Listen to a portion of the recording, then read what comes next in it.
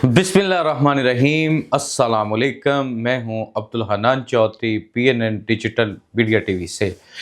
पैगम्बर खुदावंद हज़रत ईसा अलैहिस्सलाम की यौम वलादत की खुशियाँ तमाम मसीही बरादरी को बहुत मुबारक हों। पाकिस्तान और दुनिया भर में बसने वाले मसीही बरादरी जो इस वक्त क्रिसमस की खुशियाँ मना रहे हैं, अहले पाकिस्तान, अहले इस्लाम इस पुरमसरत मौका पर अपनी मसीही बरादरी को समीम क़ल्ब से मुबारकबाद पेश करते हैं। आज हम मौजूद हैं पाक चाइना बिज़नेस कम्युनिटी के प्रेसिडेंट गुल मोहम्मद मिर्ज़ा साहब की रहायशगाह पर, जो क्रिसमस के हवाले से आजकल तकरीबात में भी शरीक हैं, आगे चना डे की तकरीबात में भी शमूलियत कर रहे हैं।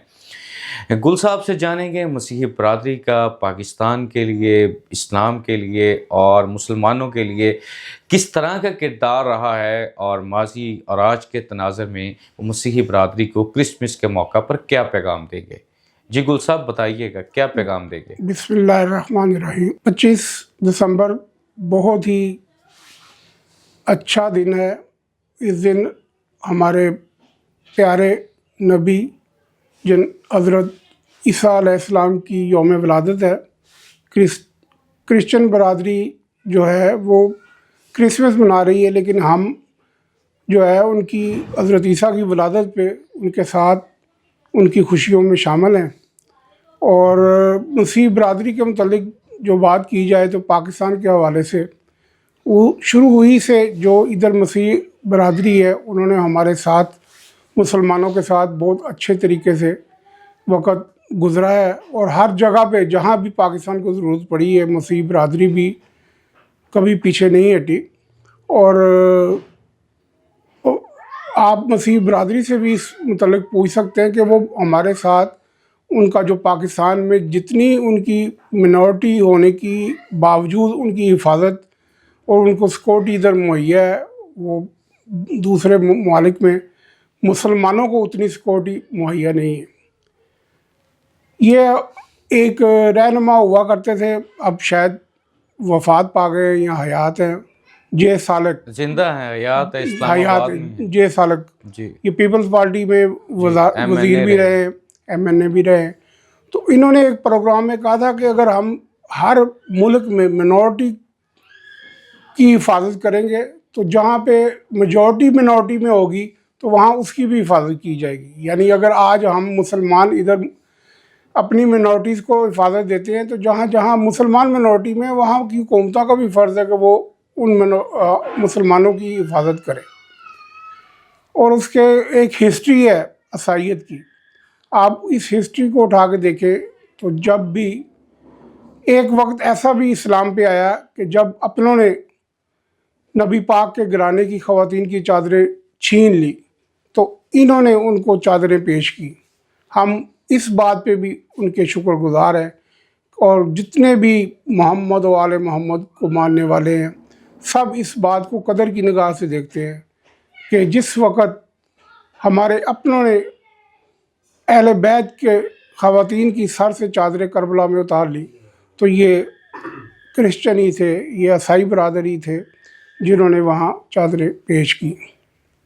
और ये सिलसिला अब भी जो है वो जारी है, प्यार मोहब्बत है। मुहर्रम के अयाम में भी क्रिश्चियन भी हाज़िर होते हैं और करबला में भी ये मखसूस अयाम में हाज़िरी के लिए जाते हैं।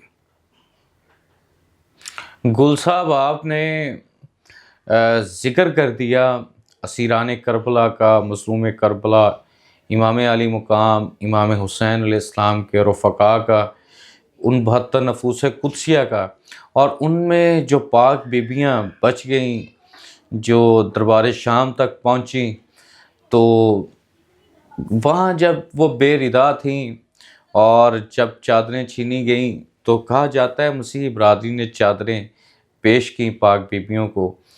तो आप चूँकि एक तहकीक से दीनी लगाव भी रखते हैं, ज़ियारात पे, हज व उम्रा पे भी आप जाते हैं, अयाम आज़ाद जब होते हैं, मजालिस के दिन, मुहर्रम के दिन, तो उनमें एक मजलिस अज़ा के इख्तिताम पर एक मंज़र ऐसा भी होता है आखिरी दिनों में, जब मसीही बरादरी के लोग चादरें लेकर आते हैं اس ذاکر امام علی مقام کے پاس کہ یہ چادریں وہ علامتی طور پر آج بھی پیش کی جاتی ہیں، اس اسنا میں کچھ وضاحت آپ فرمائیں۔ جی یہ ایسا ہی ہے کہ جیسے آپ دیکھیں کہ ہمارے اسلام میں بھی مختلف رسوم ہے جس کا ہم ادا کرتے ہیں۔ قربانی تو ایک ہی ہوئی تھی حضرت اسماعیل کی، بے شک، لیکن آج تک ہم جو ہے اس کا ادا کرتے ہیں کہ روز عید قربان پہ ہم اللہ کے حضور اپنی طرف سے قربانی پیش کرتے ہیں۔ اسی طرح کچھ کرسچن حضرات بھی جو یہ کام کرتے ہیں تو وہ بھی اس وقت کو یاد کرتے ہیں کہ جب ہمارے اپنوں نے اہل بیت کا ساتھ نہیں دیا، اس وقت وہ کہتے ہیں کہ ہم لوگوں نے آپ کے ساتھ دیا، تو وہ اپنی محبت اور عقیدت کا اظہار کرتے ہیں۔ محمد و آل محمد کے چاہنے والوں کی بات ہو رہی ہے تو founder of the nation, founder of the Pakistan, Quaid Azam محمد علی جناح صاحب محمد علی تھے، ہمشیرہ ان کی محترمہ فاطمہ جناح تھیں، اس میں بامسمہ تھے۔ کیا پیغام دیں گے جناح صاحب کی ولادت پر؟ یہ بھی ہماری بہت خوش قسمتی ہے کہ یہی دن 25 دسمبر جہاں حضرت عیسیٰ علیہ السلام، عیسیٰ علیہ السلام کی ولادت کا دن ہے، وہیں پہ ہمارے پیارے قائد محمد علی جناح کا یوم ولادت ہے۔ تو وہ قائد اعظم محمد علی جناح کی شخصیت بھی تعارف کی محتاج نہیں ہے۔ یہ جب پاکستان بنا تو ان کی ایک مضبوط ٹیم تھی جنہوں نے اس وقت پاکستان بنانے میں قائد اعظم کے ساتھ دیا، اور وہ لوگ بے لوث تھے جنہوں نے اپنی جگیروں کو چھوڑا، اپنی سلطنتوں چھوٹی چھوٹی جو ان کی حکومتیں تھیں ان کو چھوڑا، اور وہ پاکستان کے لیے انہوں نے اپنا سب کچھ قربان کر دیا۔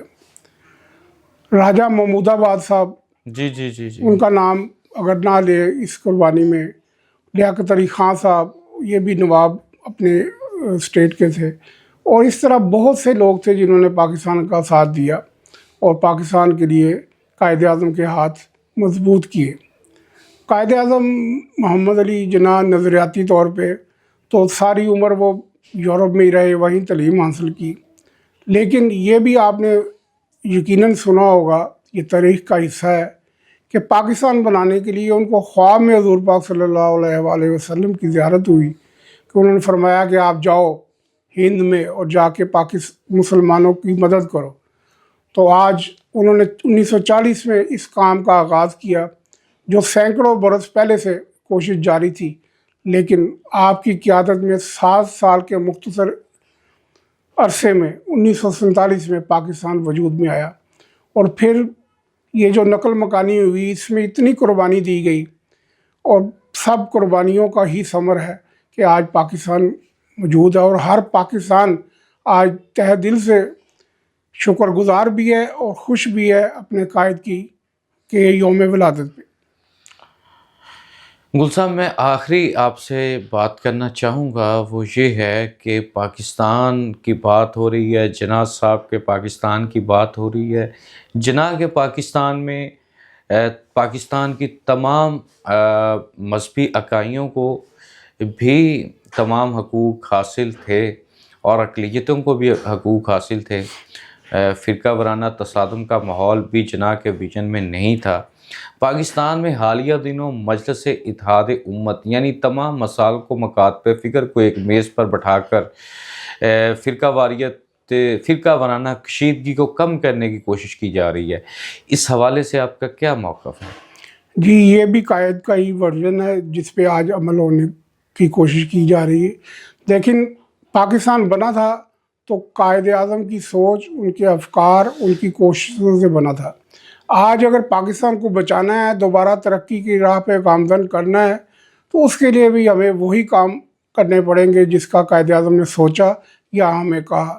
یہ جو امت کے لیے جو کونسل بنائی جا رہی ہے امت الاتحاد کے نام سے یا اسی طرح کے نام سے، تو یہ ایک بہت خوش آئندہ بات ہے۔ سب مکاتب فکر کو اکٹھا ہونا چاہیے اور سب کو اتحاد اور اتفاق کے ساتھ مملکت خدا داد پاکستان کی ترقی اور سربلندی کے لیے کام کرنا چاہیے۔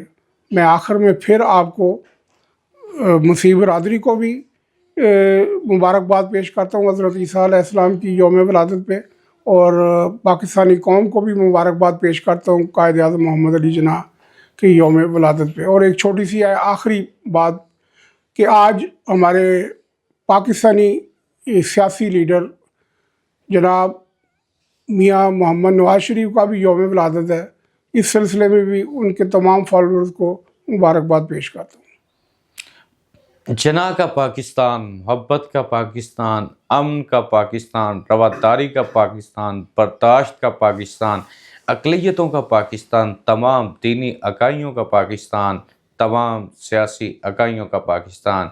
जब पाकिस्तान ऐसा होगा जब वहाँ पे इन तमाम लोगों को, स्टेक होल्डर्स को मुकम्मल आज़ादी और तमाम राइट्स हासिल होंगे, उसी दिन हम कहेंगे कि जना के पाकिस्तान के विजन की आज अमली तकमील हो गई। अल्लाह ताला पाकिस्तान और अहले पाकिस्तान को हमेशा सलामत रखे। फाउंडर ऑफ द नेशन मसीही बरादरी को हज़रत ईसा अलैहिस्सलाम की यौम विलादत की मुबारकबाद, और फाउंडर ऑफ द नेशन कायद आज़म मोहम्मद अली जिन्ना के यौम विलादत पर अहले पाकिस्तान को मुबारकबाद। साबिक़ वज़ीर आज़म पाकिस्तान मियाँ मोहम्मद नवाज शरीफ साहब को उनके जन्मदिन पर मुबारकबाद। अहले वतन, अहले पाकिस्तान, अहले इस्लाम हमेशा सलामती और दायमी खुशियों के साए में रहें। पाकिस्तान पाइंदाबाद। अब्दुल हन्नान चौधरी को दीजिए इजाज़त। आपसे होगी फिर मुलाकात। अल्लाह निगहबान।